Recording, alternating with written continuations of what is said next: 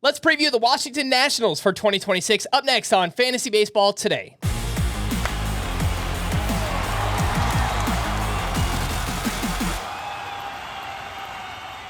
Welcome to On the Beat, our mini team preview series here at Fantasy Baseball Today. I am Frank Stampfl, joined by JP Finlay, radio host on 106.7 The Fan in DC. Make sure to give him a follow on X at JP Finlay NBCS. Let's start with the Nationals offseason. There is a new regime that is in, and it looks like they might be tearing things down. They acquired Harry Ford from the Mariners for reliever Jose Ferrer. They acquired pitching prospect Luis Perales from the Red Sox. They signed Foster Griffin on a one-year deal. He is returning from NPB, where he put up some pretty nice numbers there. The big move, they recently traded Mackenzie Gore to the Rangers in exchange for 5 prospects. So this is a forward-thinking move, obviously a couple of years away on a lot of those names. And it sounds like they are listening on CJ Abrams as well. By the time you are listening or watching this video, he might already be traded. So just a heads up on that. It's crazy because they did so well in the Juan Soto trade back in the day, like 5 years ago, whatever it was. But they don't really have anything to show for it right now. So what do you think of the way this team is headed, the direction they're headed? Seems like we've got another rebuilding season here in 2026. Oh, dude, at least a rebuild in 2026, probably a rebuild. I mean, nobody knows what's coming in 27, which is the biggest wild card in all this with the work stoppage or whatever. But this rebuild feels like it's 28, 29 again, and that's after chopping everything down after the World Series in 2019. Big picture, zooming way out, and this doesn't necessarily help fantasy folks, but like the Nats organization is going to be a joke until the learners decide what they're doing, ownership, because for a solid decade there, they spent top 10 in baseball, and they were a playoff team and had really good players, and they drafted well and developed well, and you had stars, you had true star power. And I have no idea if there's an actual correlation, but COVID hits. The Lerner family that owns the team, the vast amount of their wealth was tied up in commercial real estate, which, you know, not as many people are going to offices, all that kind of stuff. And they've slashed payrolls ever since. Some of the hopes around, you know, the new leadership, Paul Taboni is the new president of baseball ops, is that you could start to build this the way other small market teams have done, that recognize you have to draft and develop your own talent and that you can't rely on the stars like Washington did for a while. So yes, it's years away. And you said something interesting with the Soto trade, how well they did, and they don't have anything to show from it. Like, one, they still have James Wood, who I think eventually is the absolute headliner. The Mackenzie Gore trade in DC is well received because they were awful and needed to start over again. But like in some way, like the bloodline is still there from the Soto trade because they got Gore in that trade. So now you're flipping them for another 5 prospects.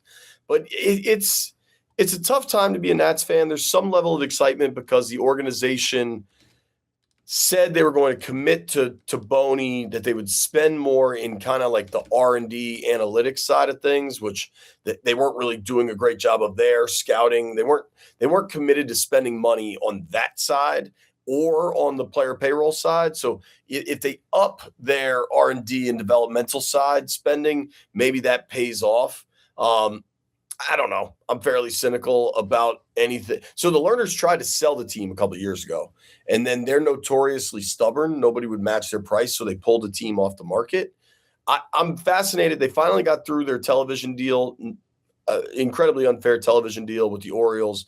Now the Nats are going to be part of MLB TV. So maybe they start getting a real dependable check for their television rights.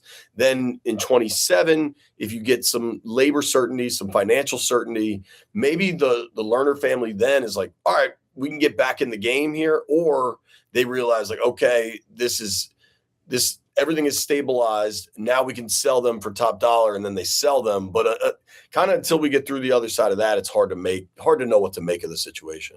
To your point on the Soto trade, I guess a better way to phrase it is it didn't really equate to winning, although they did well in the trade. Like, they got legitimate major league talent, and James Wood looks like he's going to be a big player. And a name we didn't even mention, Harleen Susana, who's one of their top prospects. I mean, the guy is a flamethrower, and lots of excitement for him down the line. But again, it's like, we're still waiting for these pieces to come together for the Washington Nationals.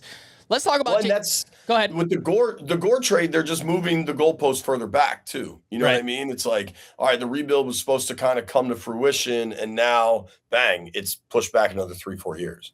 Let's get into some of these fantasy questions here. We mentioned James Wood's name, and look, a great overall first full season, but it was kind of a tale of two seasons, right? The first half amazing, second half comes back, nearly a 40% strikeout rate. We know the batting average, OPS way down in the second half. Does that worry you at all? Did you see anything that happened in the second half? Did you hear anything about maybe an injury that he was playing through, or is this just a young player going through the ups and downs of a baseball season?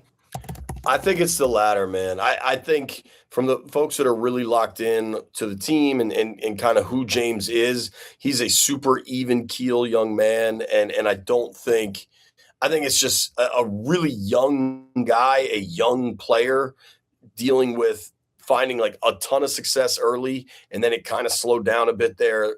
Obviously the second half, it slowed down a ton. I do not have concerns about James Wood. Like the strikeouts are obviously pretty high. I mean, there's stuff that has to kind of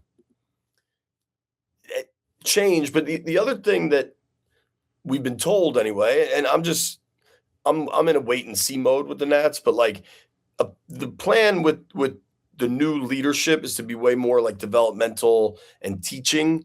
And maybe that will help Wood. You know, last year he comes into a clubhouse that has some veterans, has a veteran manager, Mike Rizzo running that thing. And they probably just let him do his own thing. And maybe these guys will be a little more hands-on for him. But I do not, that's of all the things in Natstown, I do not have concerns about James Wood. All right, let's take a quick break and we'll be back right after this.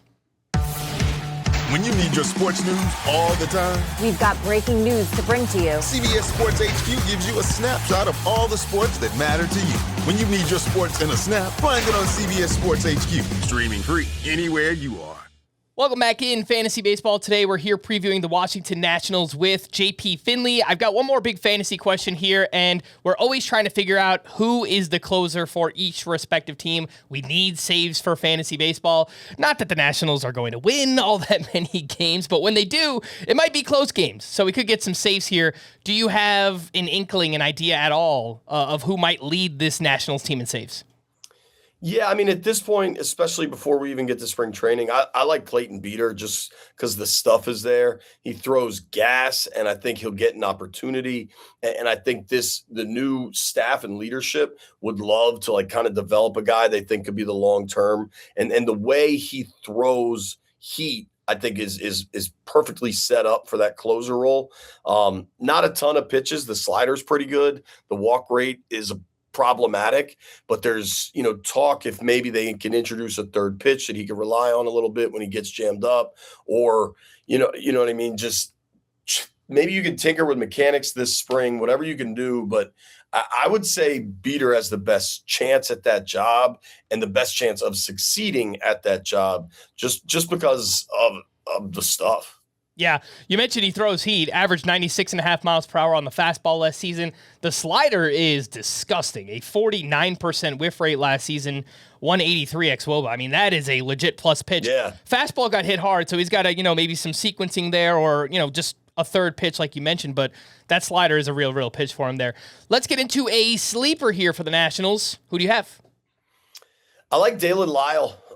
He's a really good player. Oddly, the Nats don't have too much of anything, but they may have too many outfielders. Like I wouldn't be shocked if there's a move, maybe even before the season starts or at the trade deadline.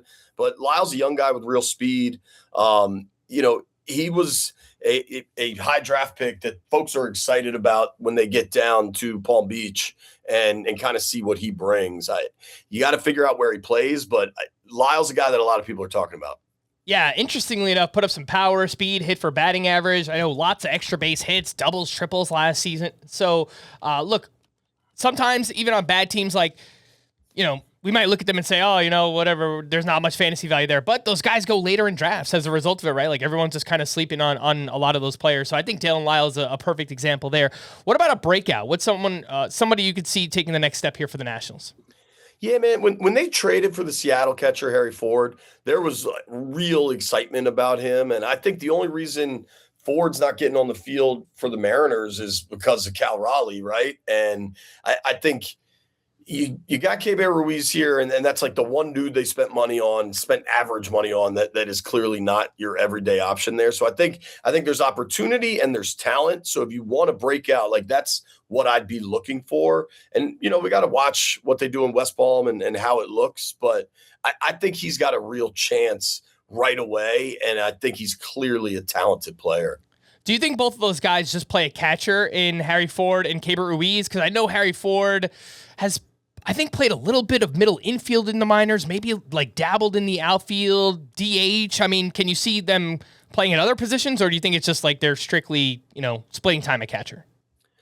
I think you'll want Ford on the field more. I mean, Ruiz has just really been unable to hit. So I think if he needs a day off at catcher, you can still get him out there, young guy, fresh legs, all that stuff. So yeah, I could see him now, like for the positional eligibility from a fantasy perspective, that'll be an interesting thing to watch unfold. But I could certainly see them moving him around a bit. I don't know that they've officially spoken on that, but that's something you'll hear. That'll be like day 9 spring training coverage, like when you start to get a little deeper in because people are running out of stuff to talk about. All right, big thanks here to JP Finlay, radio host for 106.7 The Fan in DC. Make sure to give him a follow on X at JP Finlay NBCS. For more extensive fantasy baseball coverage, listen to our full-length podcast, Fantasy Baseball Today, on Spotify, Apple Podcasts, or anywhere else podcasts are found. Thanks for listening to our On the Beat team preview series, and we will be back again tomorrow. Bye-bye!